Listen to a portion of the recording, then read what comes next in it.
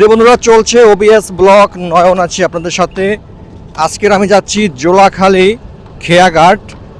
বরিশাল ভার্সিটির পরে জোলাখালী খেয়াঘাট আছে এবং সেখানে গিয়ে আসলে মুখরোচক খাবার খাওয়া যায় এবং চাইলে বরিশালের আশপাশ থেকে মানুষ ঘুরতে যেতে পারে সেখানে। আর একটু পরেই দপদপিয়া ব্রিজ দেখা যাবে। তো আমি রূপাতলী থেকে একটি অটো ভ্যান নিয়েছি এবং এখান থেকে সিএনজি পাবেন। তবে সবচেয়ে ভালো হয় বাসে চড়ে গেলে ভালো হবে। সিএনজি বা অটো গাড়ি, সিএনজিতে একটু বেশি ভাড়া নেবে আর অটো গাড়িতে ঠিকঠাক মতো ভাড়া নেবে। এখন দপদপিয়া ব্রিজের সেন্টার পয়েন্টে আছি, একদম ব্রিজের মাঝ বরাবর। এপাশে নদী আর এইদিকে নদী দেখতে পাচ্ছেন। এই দিক থেকে জালকাঠি যাওয়া হয় নৌপথে, আর এই দিকটা হচ্ছে বরিশাল লঞ্চ ঘাট বা ঢাকা যাওয়া হয়। আর এখন আছি মূলত ব্রিজের একদম সেন্টার পয়েন্টে আছি। দপদপিয়া ব্রিজের ঢাল থেকে আমরা অটো গাড়িতে করে নামতেছি, অর্থাৎ ভার্সিটির পারে। এখন আমরা ঠিক ভার্সিটির কাছাকাছি চলে আসছি। এই ব্রিজের ডালেই মূলত বরিশাল ভার্সিটি রয়েছে এবং এখন আছি আমরা দপদপে ব্রিজের ডালে, ভার্সিটির পারে আছি। আর দেখতে পাচ্ছেন এটা একটা থিয়েটার। এই যে এটার কাজ চলতে আছে, তবে এটা শীঘ্রই কাজ সম্পূর্ণ হবে। এটা হচ্ছে ভার্সিটির গেট, দেখতে পাচ্ছেন। এটা হচ্ছে বরিশাল ভার্সিটি। এই যে বরিশাল পটুয়াখালী মহাসড়ক, একদম ঘা ঘেঁষি মূলত এই ভার্সিটির গেটটা দেখা যাচ্ছে। বন্ধুরা, এখন আমি যেখানে আছি এটা হচ্ছে জোলাখালী খেয়াঘাটের যে মূলত যে রোডটা রয়েছে সেই রোডের সামনে। আর এটা হচ্ছে হাইওয়ে, দেখতে পাচ্ছেন। এ হচ্ছে বরিশাল পটুয়াখালী হাইওয়ে। ঠিক এর পাশ থেকেই এই ছোট্ট একটি সরু রাস্তা গেছে, ইট সোলিংয়ের রাস্তা। এখান থেকে মূলত এই জোলাখালী খেয়াঘাট যেতে হয়। তো এখানে ইতিপূর্বে অনেক মানুষ এসেছে, দেখতে পাচ্ছেন। এই হচ্ছে জোলাখালী খেয়াঘাট।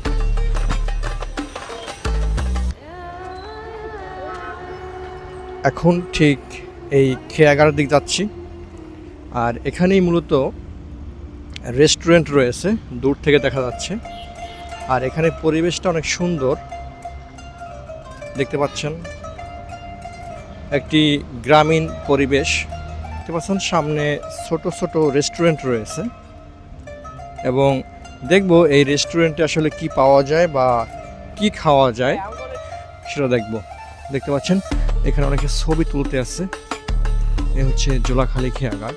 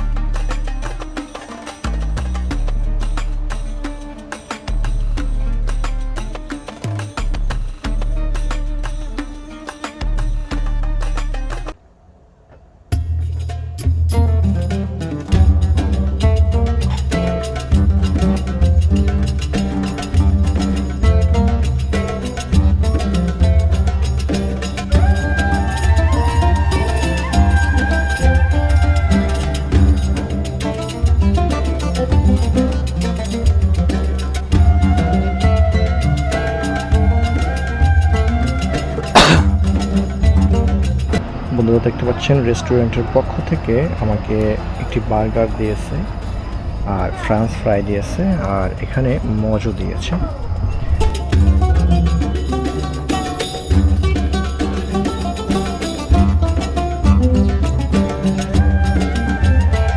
ভাই লাইট কি বন্ধ হয়ে গেলে?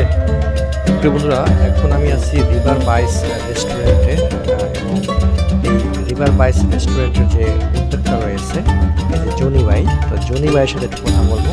আর কীভাবে মাথায় আসলো এই রেস্টুরেন্ট দেওয়ার বিষয়টা? মাথায় আসছে এখানে মানে প্রাকৃতিক সৌন্দর্যটা অনেক সুন্দর আর কি, হাইয়ের পাশে নদীর পাড়ে এরকম প্লেস আর নেই ধারে কাছে। তো এখানে ঘুরতে আসতাম তখনই আর কি মাথায় আসা। ও আচ্ছা, ঠিক আছে। তাহলে আপনার এই রেস্টুরেন্টে কি কি খাওয়া যাবে? যে এখানে চিকেন ফ্রাই আছে, চাউমিন আছে, আপনার শর্মা, বার্গার, মোজো আর কি কম্বো আছে, বিভিন্ন আইটেমের মিট বক্স পাবেন, সাথে পিৎজা পাওয়া যায় এখন আর কি, এই বিভিন্ন আইটেম। আচ্ছা, এখন অন্যান্য রেস্টুরেন্টের চেয়ে কি এখানে গ্রাহকদেরকে কোনো সুবিধা দিচ্ছেন কিনা? জি, এখানে অন্য অন্য রেস্টুরেন্টের থেকে আমার কম রেট আর কি। কম রেট? হ্যাঁ, কম হবে।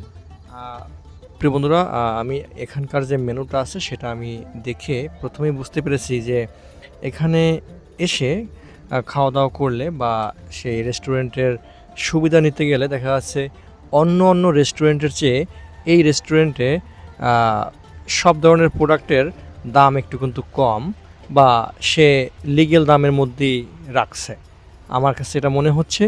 এবং আপনারা চাইলে এখানে মেনু দেখে এসে তারপর অর্ডার করতে পারেন এবং এই রেস্টুরেন্ট থেকে খাবার খেতে পারেন। ওকে, ধন্যবাদ।